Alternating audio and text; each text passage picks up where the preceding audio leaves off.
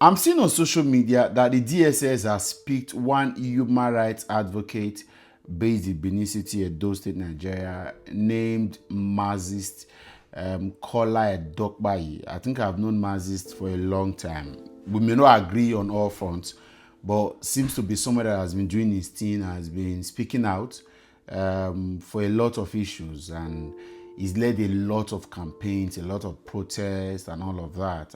Very recently, he began the process of recall of Senator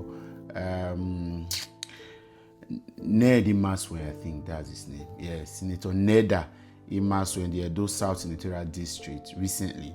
Of course, there was a meeting that was not held. I saw pictures of the meeting, but then it wasn't. I didn't have details of it, so it wasn't a big deal. So I heard he's been arrested by the DSS, and I think I saw that story first time this morning. So I went on, just remembered now, I went on to flash through his page, and I noticed that so just to check what would have been the reason why he was arrested, and just troubleshoot his name on Facebook, and noticed that he was picked for DSS, and they are alleging his involvement in anti-democratic stories online and as it was. So I went to his page, and as you can see, I did a scan of his page. I just went through. I couldn't see anything really serious. No revolutionary statement, nothing really serious for you to say that he's putting out anti-democratic conversations or statements. Okay, the only thing I could see at some point was that he has been very loud on the Ibrahim Traore's that's Burkina Faso's president standpoint, and urging Africans and his followers to stand with the ruler of the Burkina Faso, and how this is supposed to be good omen. And for me, that he has civil rights on that, and he has rights to that understanding. Okay, maybe somehow he also now said he has a WhatsApp group. And I say all of this I see can't, as it were, except if I can be schooled, I'm ready, I'm opened.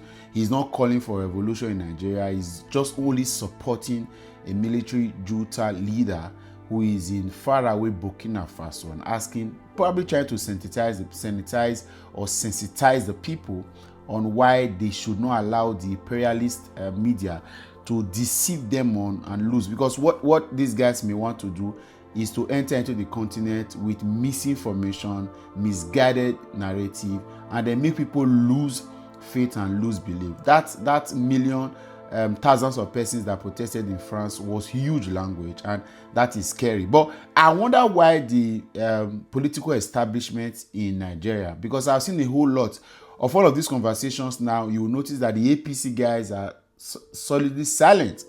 And I wonder why. Okay, yes, I agree that it is who the Burkina Faso leader sent out of Burkina Faso that Tinubu could only see to go and build alliance with for mineral exploration. Of course, daft understanding and why. But I've been wondering, what are the intellects, if there are, as it were, in the APC? What are they worried about with the current support that Traore is getting? And so one of the posts I could see that was something that looks like what I could give attention to was from a JJ Omojuwa. If you're on X, you know JJ Omojuwa is quite vocal there, and is a huge supporter and follower and campaigner for Bola Ahmed Tinubu. So he was quoting a post from Channels Television that headline "Disinformation Fuels Support for Burkina Faso Junta Leader in Nigeria." And then he said, this agenda isn't about Traore. If you think it's about him, you would miss it. It's a comprehensive foreign program to nudge African populations against democratic governance, to prepare ground for military takeover and eventual control by the same force controlling the African state that already fell. There is a reason the biggest fans of this program in Nigeria are the same headless mob that called for military rule after losing the 2023 elections. And so that is the reason. That puts it as a peg in the hole. So you understand why the political establishment of Nigeria, led by the APC, would not agree or support the idea of Nigerians supporting. And like I said in one of the platform I was in where we were discussing, said there's a journalist that went there and went and said nothing on ground and said nobody had said that the Burkina Faso leader has performed extraordinary miracles. Since just less than 2 years, he became head of state or president of the country. But it's institutionalizing reforms. What Tinubu calls reforms here are political gimmicks. It is him, for example, judiciary. His disconnected judicial system of Burkina Faso, for example, from the colonial masters and all of these robes that they bring in from Europe to come and influence our judicial ideology and generally, as it were. He's removed the hands, and so there are many reforms. It is in Burkina Faso that we should actually say reforms are going on actually, and you can see them visibly. So why are the Nigerian political establishment, why are the political hallelujah boys of Bola Ahmed Tinubu, why are they worried, so to speak? So it bothers me.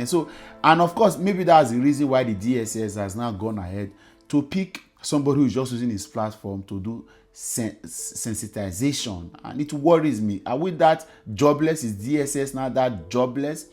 Has it lost the value to this extent? I know that Nigerian institution has become really worthless and hopeless and useless and valueless, but I did expect the DSS to also be this very jobless. And please, I don't know, except you have very tangible things against Marxist Kola Edokpayi, I'm asking the DSS to release him or to charge him to court, and so let the court at least decide whether he has done something right or wrong. And I want to urge Nigerians, wherever you are, no matter how you believe, the guy is not politically affiliated to anything according to I can't see.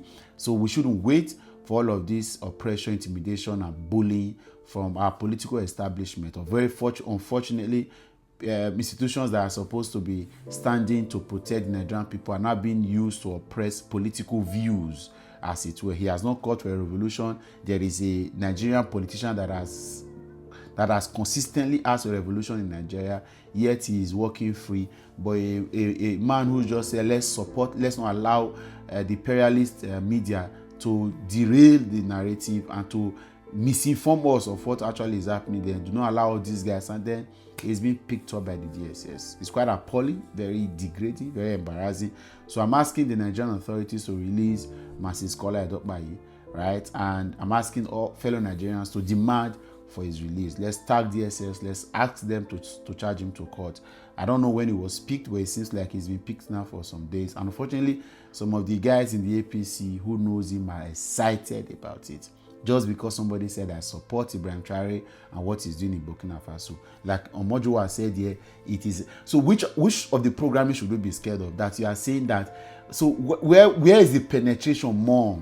Is it military that has full autocratic, autonomous power, or democracy that requires imperialist and neo-colonialist ideology to be able to sell? So you see all of these guys, they dance around. They're not really that smart anyway.